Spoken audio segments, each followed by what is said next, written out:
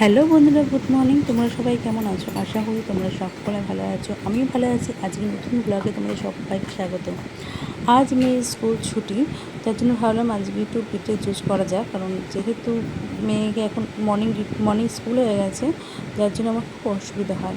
এদিকে দেখো মুখটা এখন ভেঙচি কাটছে। এখন স্কুলে গিয়ে এত দুষ্টু হয়েছে, ভেঙচি কাটা, জিনিসপত্র মুখে দেওয়া, জামার বেল্ট কামড়ানো, এই জিনিসটা যেন ওকে আমি ইদানিং দেখছি। যাই হোক, বড়ো হচ্ছে, হয়তো নতুন নতুন অভ্যাস তৈরি হচ্ছে। এদিকে দেখ, ও যতবার বলছে খাবো না, আমি ওকে ততবার বলছি, আর দুবার করে করে খাওয়াচ্ছি। বাচ্চা তো ভুলিয়ে ভুলিয়ে খাওয়াতে হয়। আর ছোটোবেলা থেকে আমরা একটা অভ্যাস করেছি, যখনই ও কোনো কিছু খায় ওর সাথে আমরা সেই জিনিসটা আমরাও খাই। তাহলে কি ও আমাদের এত অসুবিধা হয় না, ও ঠিক খেয়ে নেয়। এর জন্য আর এখনও আমারও খাওয়া হয় না বিটের জুস বা কাঁচা হলুদ সময় করে, কারণ মেয়ে যেহেতু স্কুল মর্নিং হয়ে গেছে, আমার খুব অসুবিধা হয়। আর যেহেতু আমার একা হাতে সব কিছু, ওকে রেডি করতেই লাগে আমার 1 ঘন্টা। তারপর ওর স্কুলের টিফিন, তারপরে যাই হোক। এদিকে দেখো আমি বিটের জুস করতে করতে আমি ওদিকে তরকারি বসিয়েছিলাম, আমার তরকারি হয়ে গেছে। আর এদিকে বসিয়েছি ডাল আর ভাত। এটা হলো আমদির ডাল। আমার হাজব্যান্ড যেহেতু হোমিওপ্যাথি ওষুধ খায়, তাই ও আম ডালটা খাবে না, ওর জন্য আলাদা ডাল করেছি। তারপর আমরা আম দিয়েছি। রান্নাঘরে প্রচণ্ড গরম। আমার মতো কে কে আছো বলো তো, যে রান্না করতে করতে একবার করে পাখার হাওয়া পেয়ে যাও? আমি গরম একদম সহ্য করতে পারি না, যার জন্য রান্না করে সোজা এসে পাখার সামনে বসবো। আর তখনই হাজব্যান্ড বলে যে তুমি এটা কাজ করো, পাখাটা নিয়ে রান্নাঘরে চলে যাও। ওই নিয়ে আমাদের কথা হচ্ছে। আজ হাজব্যান্ডের শরীরটা প্রচণ্ড খারাপ ছিল, যার জন্য যে কাজে যায়নি। ভাবছি রাতে গিয়ে বিকেলবেলা ডাক্তার দেখিয়ে নিয়ে আসবো, কারণ ওখানে এখান থেকে আধ ঘন্টা লাগে যেতে ট্রেনে করে। এদিকে দেখো আমার ডাল হয়ে গেছে, আর গাছে একটা বেগুন আর 2-3টে মতো ভেন্ডি হয়েছিল। তো ভাবছি ভেন্ডিটা মেখে একটু ভেজে দিই। ও ভেন্ডি ভাজা বেগুন ভাজা খেতে প্রচণ্ড ভালোবাসে। এদিকে দেখো আমার ডাল ফুটে গেছে, আমি আমার ডাল নামিয়ে আমি বাকি ভাজাটা করে নেবো। আর ভাত তো অনেকক্ষণ আগেই বসিয়ে দিয়েছি। আমি না কাজ করতে করতে সমস্ত একদিকে রান্না করতে করতে সমস্ত যা টুকিটাকি কাজ থেকে সেরে নিই। যেহেতু আমি একা হাত সব কিছু করি, তার জন্য আমি একদিকে রান্না বসিয়ে যে বাসন মাজা থাকে বা মেয়েকে জুস খাওয়ানো থাকে, খাওয়ানো থাকে, সেগুলো করে নিই। এদিকে মেয়ের আজকে ইচ্ছা হয়েছে লেবুর রস খাবে। আমি অপেক্ষা করছিলাম যে আখের রস খেলে একটু আখের রস নেবো। জানি না কেন কয়েকদিন দাদাটা একদম আসছে না। একবারে গরমকালে রোজ আসতো, কিন্তু এইবারে জানি না কেন আসছে না। হয়তো শরীর খারাপ নাকি অন্য রাস্তায় চলে যায়। যাই হোক, মেয়েকে একটু লেবুর রস করে দিয়েছি, বললাম খাও, আজকে যদি স্কুল ছুটি। অন্য সময় স্কুল ছুটি না থাকলে না এই রসগুলো খাওয়ানো হয় না। আর সন্ধ্যেবেলাতে ওকে লেবুর রস এগুলো খাওয়াতে পারি না। এদিকে দেখো আমার ভেন্ডি ভাজা বেগুন ভাজা প্রায় হয়ে গেছে, আর এদিকে আমার ভাতও হয়ে গেছে। সত্যি কথা বলতে রান্নাটা কোনো ব্যাপার না, রান্না করতে আমার বেশ ভালোই লাগে, কিন্তু রান্নার পরে এই গরমে গ্যাস পরিষ্কার, বাসন মাজা, রান্নাঘর মোছা, ওটা আমার প্রচণ্ড বিরক্ত লাগে।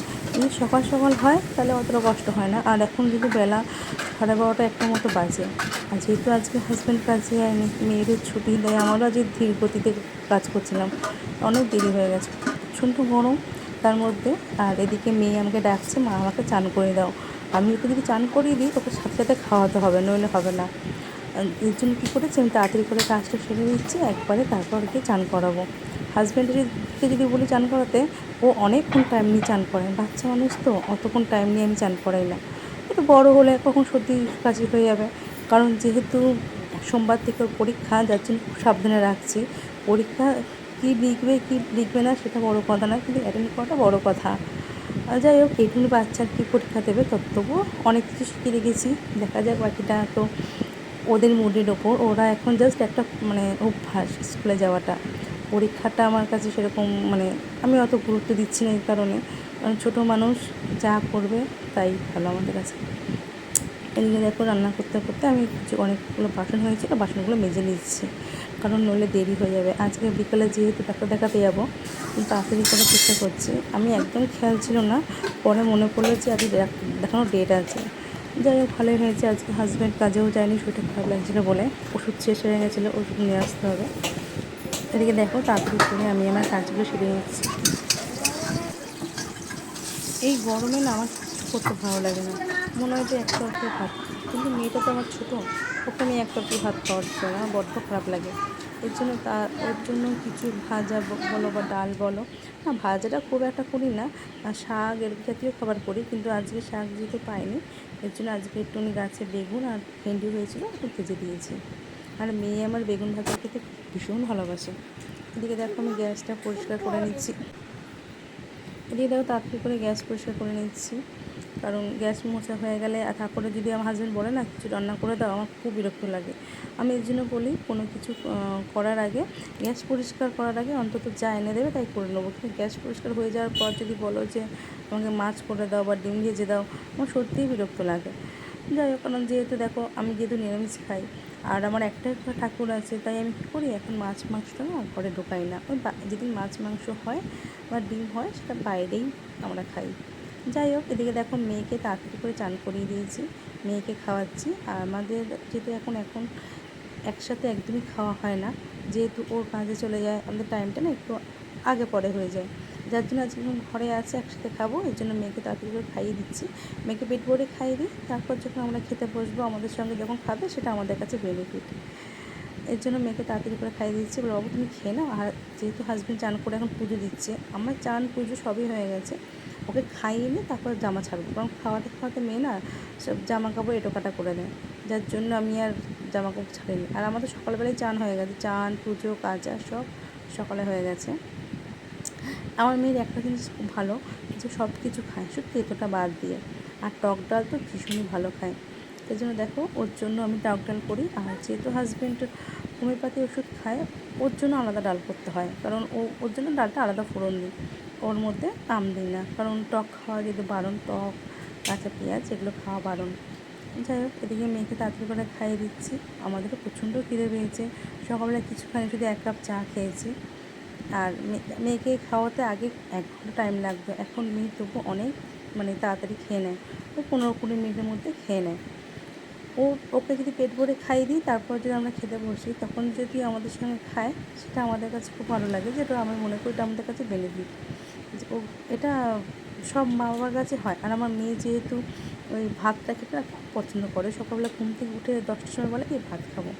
এখন যেহেতু মর্নিং স্কুল হয়ে গেছে, ও এখন ভাত খেয়েছে, কিন্তু 8টার সময় কি আর ভাত খাওয়া যায় বলো? এদিকে দেখো বায়না করছে কিন্তু কোলে বসে খাবো, ওকে আমি কোলে বসেই খাওয়াই, কিন্তু ওই যে জামা কাপড় এটা করে দেবে বলে জামার কাপড়টা এমনিতেই এত বড়, ওই জামা কাপড় নিয়ে এসেছি, আবার জামা কাপড় কেচে আবার ছাদে মেলতে হবে, আমার খুব বিরক্ত লাগে রোদের মধ্যে ঘর থেকে বেরোতে। যাই হোক, আজকে ভিডিওটা এতটুকুনি, তোমার সবাই কেমন লাগলো জানিও। এদিকে মেয়েকে খাইয়ে তারপর আমরা খাবো। তোমার যদি ভালো লাগে লাইক সাবস্ক্রাইব করো। আর যেহেতু আজকে সন্ধ্যাবেলায় আমরা ডাক্তার দেখাতে যাবো, যার জন্য মেয়েকে ভাবছি তাড়াতাড়ি করে খাইয়ে ঘুম পাড়িয়ে দিই, তারপর আমরা বেরোবো, কারণ না বেরোলে তো এখন যদি আজকে ওষুধ না নিয়ে আসি তাহলে ওষুধের পরে ও ছুটিও পাবে না, ওষুধ আনা হবে না। আর যেহেতু বিকেলবেলা যাবো, ঘুম থেকে উঠে তাড়াতাড়ি করে একটু পাস্তা করে নিয়েছিলাম, পাস্তাটা খাইয়ে তারপর আমরা বেরিয়ে গিয়েছিলাম। এই প্রথম আমার মেয়েকে পাস্তা খাওয়াচ্ছি, মেয়েকে আগে এসব খাওয়াইনি, তাও আবার পাস্তায় মশলা দিইনি, শুধু টমেটো আর পেঁয়াজ দিয়ে ভেজে পাস্তাটাকে সেদ্ধ করে নুন দিয়েছি। চলো আজকের ভিডিওটা এতটুকুনি, ভালো লাগলে লাইক সাবস্ক্রাইব।